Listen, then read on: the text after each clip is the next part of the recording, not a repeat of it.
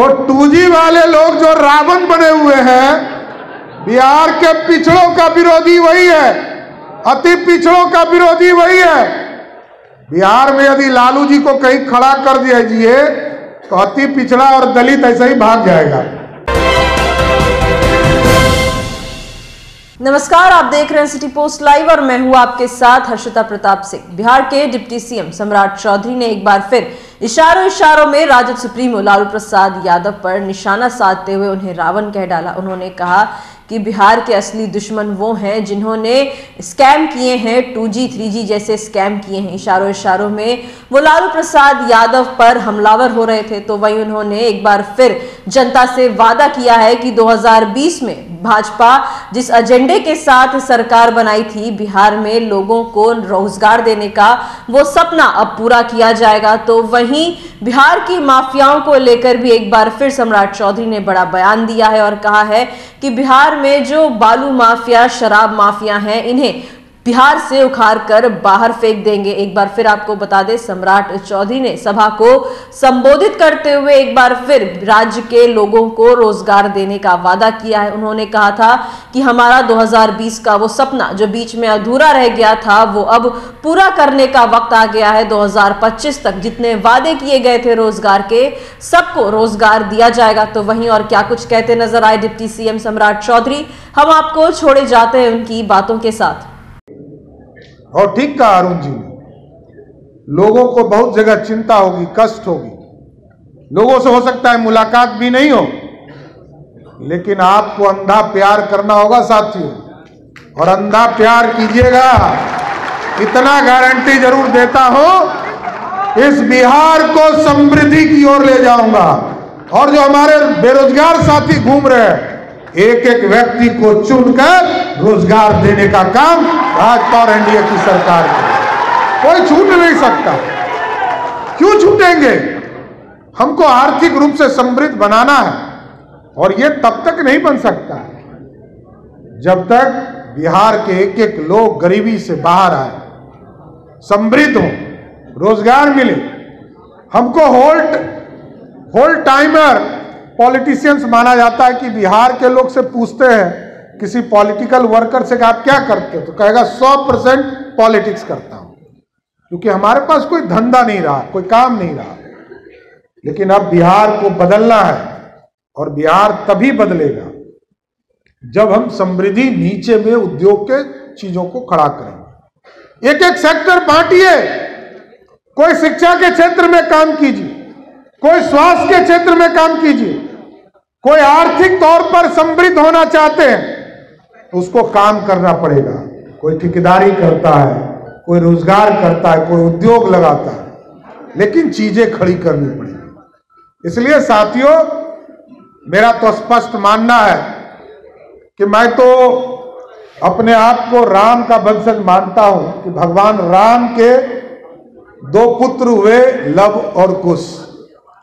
और लव कुश समाज से हम आते जरूर हैं, लेकिन क्योंकि देखिए इस बिहार को बनाना है, और आपका जो थीम है शिक्षित, स्वस्थ और सुरक्षित बिहार, तो लवकुश तो प्रभु श्री राम जो उनके सगे पिता थे। ये पूरा रामायण जब आप देखेंगे तो आपको खुद एहसास होगा कि जो आदर्श प्रभु श्री राम ने दिया वो धरती पे कोई नहीं दे सकता है। उनके सगे पिता ने, प्रभु श्री राम को सगे पिता ने कहा कि आपको वनवास जाना है, और वनवास जब गए तो दुनिया का कल्याण किया। और बेटा को जब लगा कि मेरे माता के साथ अन्याय हुआ, तो लवकुश ने राजा राम के खिलाफ भी धनुष उठाने का काम किया था साथी। इसलिए हम यही आग्रह करेंगे कि वैसे तो 400 वर्षों से हम इंतजार कर रहे थे कि प्रभु श्री राम टेंट से निकलकर भव्य राम मंदिर में आए, कोई नहीं लाया। 400 वर्ष के बाद मैं प्रधानमंत्री जी को इस मंच के माध्यम से धन्यवाद देता हूं कि आपने जिस तरह देश में गरीबों को पक्का मकान दिया, उसी तरह प्रभु श्री राम को भी भव्य राम मंदिर में स्थापित करने का काम किया। इसलिए कुछ लोग जो है आजकल राम अपने बन जा रहा है, पता है ना। कुछ लोग कह रहा है कि नीतीश बाबू आप दशरथ है, और कुछ लोग अपने आप को राम कह रहा है। अरे हम तो यही समझते हैं कि बिहार के पिछड़ों का रावण कौन है? बिहार में रावण कौन है? तो 2G वाले लोग जो रावण बने हुए हैं, बिहार के पिछड़ों का विरोधी वही है, अति पिछड़ों का विरोधी वही है। बिहार में यदि लालू जी को कहीं खड़ा कर दीजिए तो अति पिछड़ा और दलित ऐसे ही भाग जाएगा। वो कभी राम हो सकता है क्या? इसलिए साथियों एकदम स्पष्ट रहिए, ये बिहार अब समृद्धि की ओर जाएगा, विकसित होगा। और एक एक जो रोजगार है साथियों, 2020 में जो हमारा कमिटमेंट है कि बिहार को विकसित बनाने के लिए निश्चय पार्ट 2 में जो 10 लाख सरकारी नौकरी है, इस सपने को भी हर हालत में 2025 के पहले पूरा करने का काम किया जाए। और 10 लाख लोगों को पूरी तरह, अब तो 10 लाख से बढ़ाकर 94 लाख रोजगार देने की कल्पना खड़ी कर दी गई है। इसलिए हम तमाम लोगों से यही आग्रह और निवेदन करेंगे कि आज आपके महत्वपूर्ण विषय, चाहे वो आयुष डॉक्टर हो, चाहे वो IIT के ITI के इंस्ट्रक्टर का मामला हो, या और कई चीजें जो इसको जल्द से जल्द निष्पादित करके आपको आपके चीज मिले और आप उसमें योगदान कर सके, ये सारी कल्पना को साबित करना है। लेकिन ये गौरवशाली इतिहास जो मगध का रहा है, क्योंकि मगध में जो मौर्य डायनेस्टी रहा, ये हमारे इतिहास का गोल्डन एरा है, स्वर्णिम काल है। और चाहे वो चंद्रगुप्त मौर्य हो या भगवान गौतम बुद्ध हो, जो उन्होंने विचारधारा दिया, हमें जो अहिंसा का पाठ पढ़ाया, आज भगवान गौतम बुद्ध के दिखाए हुए रास्ते पर भी हमारे महात्मा गांधी चले, अहिंसा का पाठ पढ़ाया।